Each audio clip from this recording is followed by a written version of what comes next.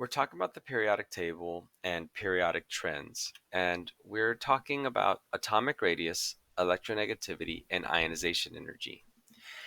You know you got it if you can define these terms, if you can explain the trends as we move down a group and across a period, and if you can label the periodic table with arrows showing the direction of the trends. And we've already talked about atomic radius, so in this video, we're going to move a little fast and try to talk about ionization energy and electronegativity. Remember that you can always pause the video and go back to re-listen to a section.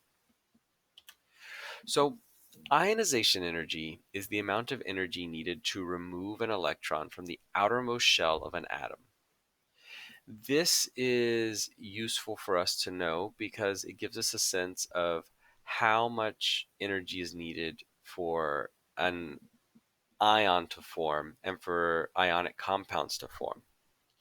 And the ionization energy is going to be related to the forces of attraction, because the stronger the forces of attraction to the nucleus, the more energy it's going to take to remove an electron.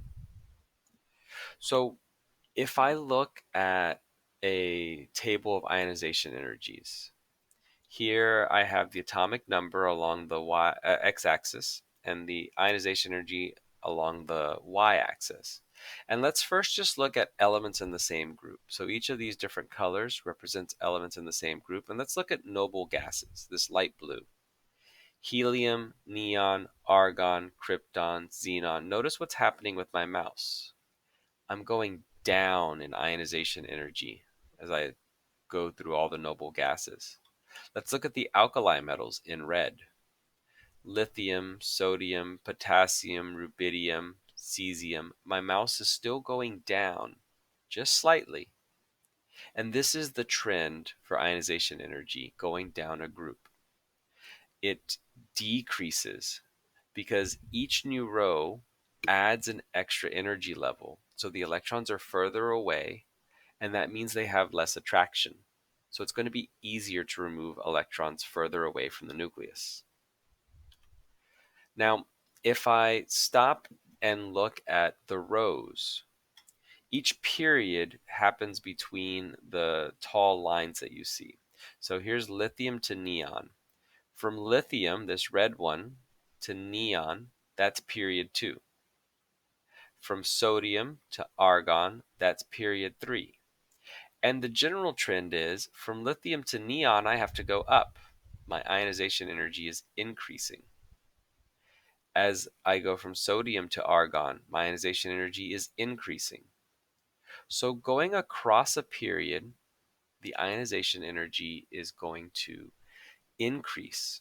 And this again is because of the forces of attraction. Moving across the period adds more protons, which means that the electrons are more strongly attracted to the nucleus, and it's going to take more energy to remove those electrons.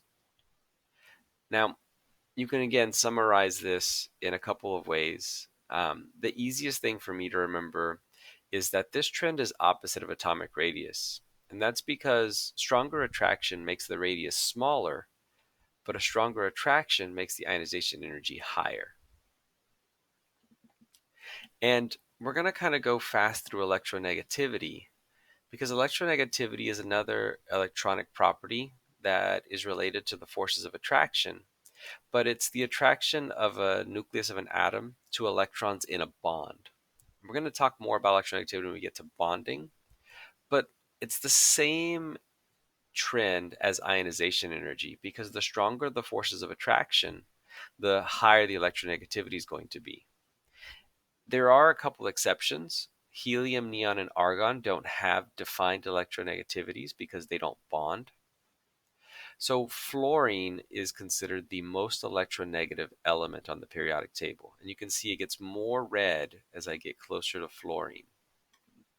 And that's because that trend is the same as I go across. So it increases going across, decreases going down. And this trend is the same as ionization energy because it's still dealing with the same ideas of the stronger forces of attraction